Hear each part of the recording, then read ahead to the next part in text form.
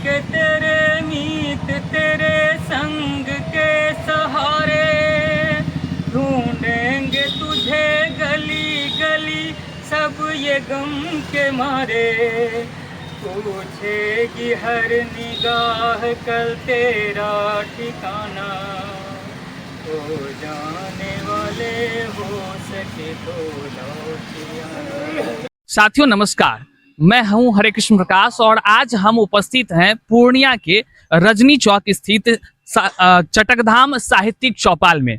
हमारे बीच यहाँ मौजूद हैं पूर्णिया के नामचीन साहित्यकार। आज हम जानेंगे कि यहाँ किस विषय पर कार्यक्रम आयोजित हुआ और क्या कुछ यहाँ हुआ है, हम जानेंगे। सबसे पहले कि सर स्वागत है। चटकधाम के संस्थापक सदस्य में से कलाधर जी अमृत, उन्हीं के जयंती पर आज कार्यक्रम आयोजित किया गया। उनके व्यक्तित्व और कृतित्व, उनकी रचनाओं पर विचार प्रकट किए गए और सब प्रस्तुति दी गई और सबों ने उनको श्रद्धा सुमन अर्पित किए और उनको याद किए। जैसा कि सर ने कहा कि कलाधर सर के स्मृति दिवस पर यहाँ आज कार्यक्रम आयोजित हुआ, क्या कुछ कहेंगे सर? देखिए, चटकधाम के संस्थापक थे कलाधर जी, आज हम लोगों के बीच नहीं रहे और उनकी मृत्यु जो है 3 तारीख को ही और 3 जुलाई को और 5 जुलाई को उनकी जन्म तिथि है। तो हम लोगों ने स्मृति दिवस के रूप में आज मना रहे हैं और उनके जो बहुत पुराने सहयोगी थे, जो उनके अच्छे जानकार थे, उन लोगों को भी आज हम लोगों ने आमंत्रित किया है। अपने अपने विचार व्यक्त किए लोगों ने उनके कृतित्व पर, उनके व्यक्तित्व पर, और बहुत अच्छा प्रोग्राम हम रहा। तो इन्हीं चंद बातों के साथ हम लोगों ने आज उनकी जयंती मनाई और उन्हें हम लोगों ने नमन किया। धन्यवाद।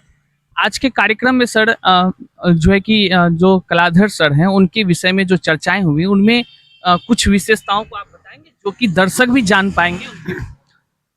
कलाधर जी की जयंती के अवसर पर साहित्यिक उनके द्वारा साहित्यिक गतिविधि का बहुत ही विस्तार से चर्चा की गई है। कलाधर जी बहुत ही साहित्य के मर्मज्ञ व्यक्ति थे और संगठन करता थे। उन्होंने कई कला के अंक निकाले, 8 अंक उन्होंने निकाले अपने खर्च से, और एक कहानी संग्रह, ये समकालीन कविता भाग 1, समकालीन कविता भाग 2, समकालीन कहानी भाग 1, समकालीन कहानी भाग 2 उन्होंने निकाला है। 2003 में उनको राष्ट्रपति पुरस्कार से वो पुरस्कृत भी हुए हैं। वे पूर्णिया को बहुत कुछ देकर गए और साहित्यिक गतिविधि को उन्होंने बहुत ही आगे ऊंचाई तक पहुंचाया है और एक कहते हैं ये भालेन का स्थापना किया गया है ना। और उनके विषय में काफी चर्चाएं हुई है और कई सारे साहित्यकार हैं जिन्होंने अपनी बातों को रखा है। हम जानना चाहेंगे कि सर आप 2 पुस्तकों के विषय में भी कुछ बता रहे थे, तो आप हमारे दर्शकों को बताएं कि कलाधर सर के विषय में जान पाए। देखिए, कलाधर जी ने अपने जीवन काल में बतौर संपादक कला के 9 अंक का संपादन तो किया ही, साथ ही संयुक्त कविता संकलन पूर्णिया की प्रतिनिधि कविताएं 1 और 2, जिसकी चर्चा भी मैं कर रहे थे, ये तो आई ही। इनकी कहानी भी छपी लिपस्टिक, और इनके खुद का एक संयुक्त मतलब खुद का संकलन, व्यक्तिगत संकलन, कविता संकलन, उस पर वो काम कर रहे थे जो प्रकाशनाधीन होने था, लेकिन वो चल बसे।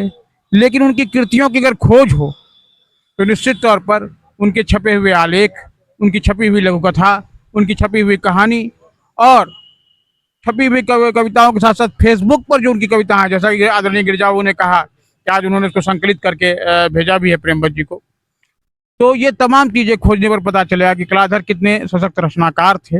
उससे भी बड़ी वो सबसे बड़े साहित्य साधक, साहित्य सेवक थे। तो हम कह सकते हैं वो साहित्य के शासक भी थे, साधक भी थे और साहित्य के सेवक भी थे। उनकी कृतियों को खोजना हो तो कला के 9 अंक को देखिए, उनके बारे में जानना हो तो पूर्णिया के जिला स्थापना दिवस पर निकलने वाले स्मारिकाओं में उनके कई आलेख हैं, दिल्ली से छपे उनके कई आलेख हैं। उनको पढ़िए, लघु कथाओं को पढ़िए, आप जान जाएंगे कि उनकी लेखनी कैसी थी। बिल्कुल बिल्कुल।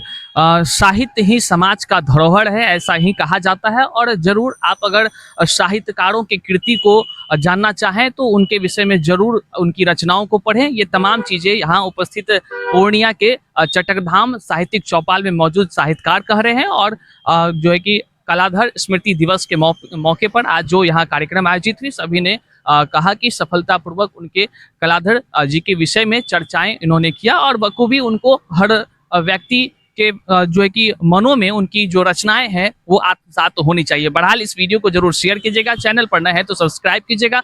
मिलते हैं अगले वीडियो में, तब तक के लिए जय हिंद।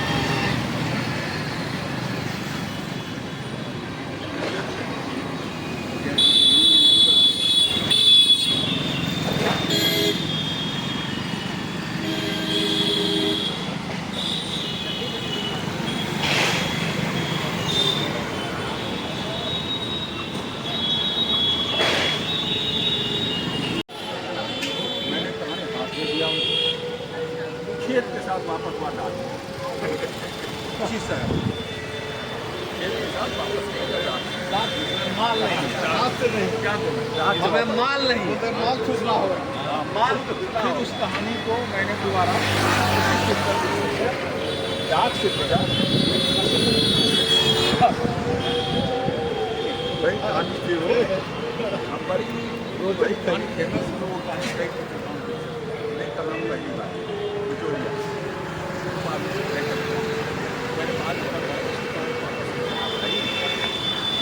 इसका मतलब आप बिना परिवर्तन या तो अच्छा नहीं लगा, अच्छा लगा, मुझे पढ़े बोल देते थे माल तो बोल रहा है कि